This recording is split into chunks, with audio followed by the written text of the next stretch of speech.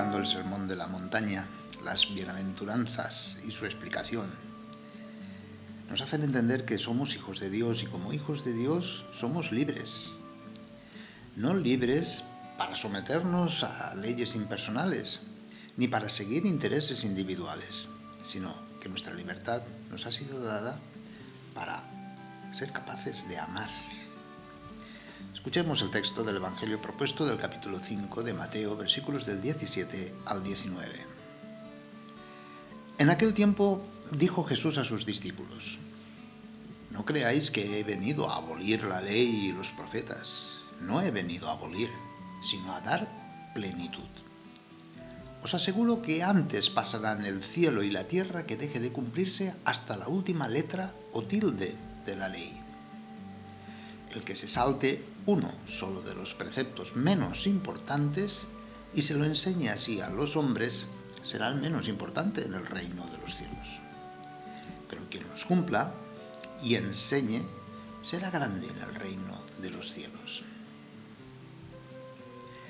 Libéranos, Señor, de nuestro egoísmo y cerrazón al pecado, para así volver a ser libres, para amarte a ti con tu amor y amarnos unos a otros como tú nos amas. La palabra de Dios dirigida a la humanidad nunca ha dejado de comunicarse. Fue la humanidad que en un principio dejó de escucharla. El Señor, en su gran misericordia, les dejó la ley escrita, una palabra que les guiaba a hacer el bien y evitar el mal. Pero también les dejó los profetas, que hacían de boca de Dios, para que no se cayera en la letra, sino que advertían a los poderosos y también al pueblo que lo esencial es el amor a Dios, conocimiento vivencial, experiencial de Dios, y el amor al pobre, al huérfano, a la viuda, es decir, a los más pobres y necesitados.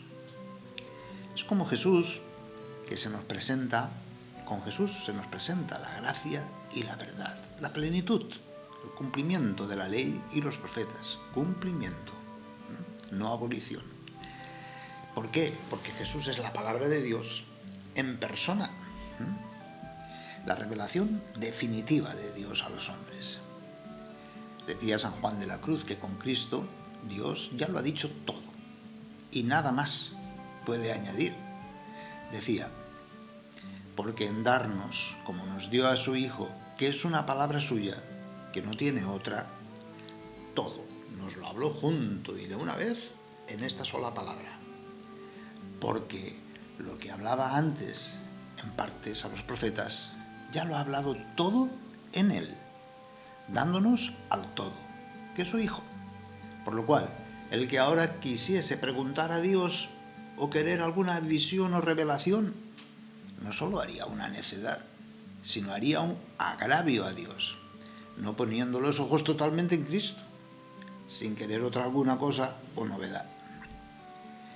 También está basado San Juan de la Cruz en el escrito a los hebreos, que se nos dice que conocimos la palabra en forma fragmentaria y de muchos modos, pero ahora, en la plenitud de los tiempos, se nos ha hablado por medio del Hijo, es decir, personalmente.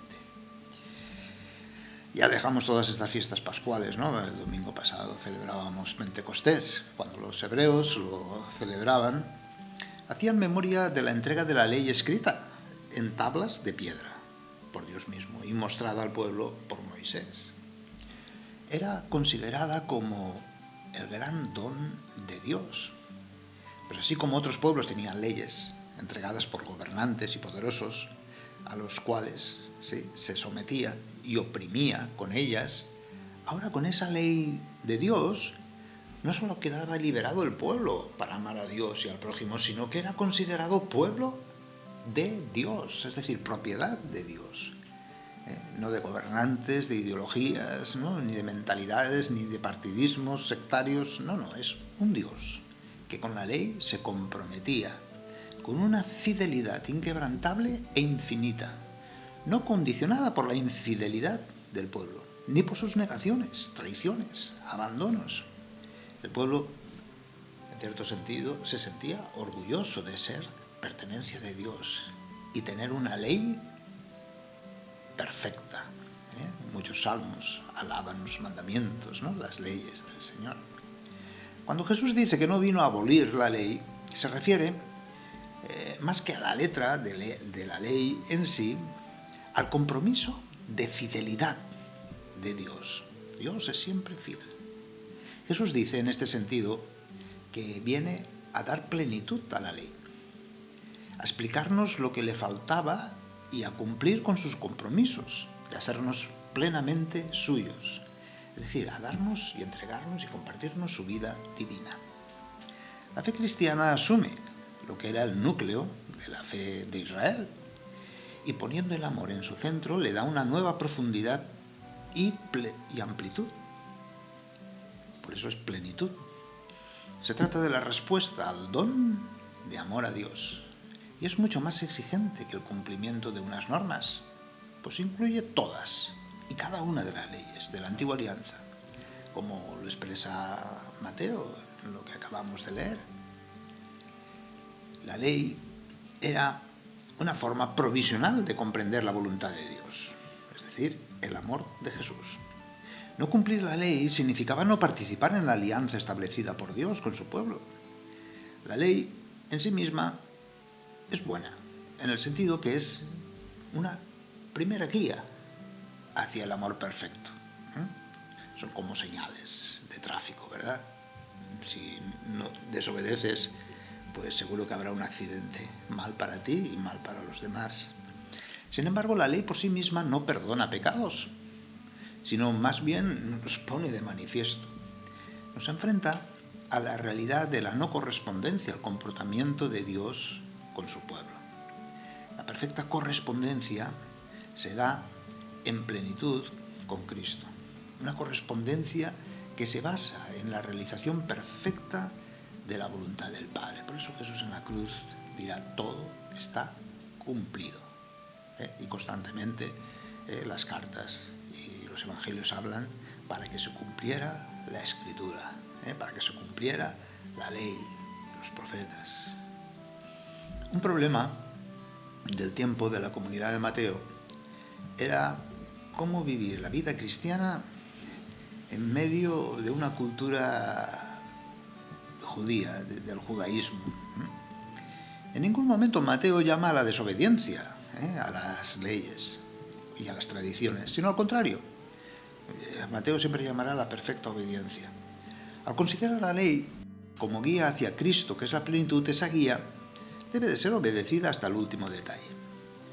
La obediencia a la ley de Moisés nunca va a ser una alienación ni una actitud servil, sino que es la búsqueda de la comunión con la voluntad de Dios. Y es que el hombre no se justifica por sus obras, sino por la fe que actúa por la caridad. Amor recibido, amor dado. Es correspondencia en el amor. En el tiempo de Mateo había dos corrientes, ¿no? Y por eso Mateo habla de esa manera. La del cumplimiento de la ley como absoluto abstracto, y la contraria, la libertad del espíritu, que despreciaba todo precepto antiguo. Sin embargo, esta es la verdad. Cuando no actuamos conforme a la voluntad de Dios, nos apartamos del designio de nuestra verdadera identidad y libertad. Hay, por lo tanto, continuidad. Hay, por lo tanto, cumplimiento y hay, por lo tanto, una exigencia más radical, que se da no en más leyes, sino en que recibamos el amor y lo transmitamos a los demás. Contemplemos hoy la libertad para amar de Jesús y también esa libertad para amar de María, de todos los santos en nuestra iglesia.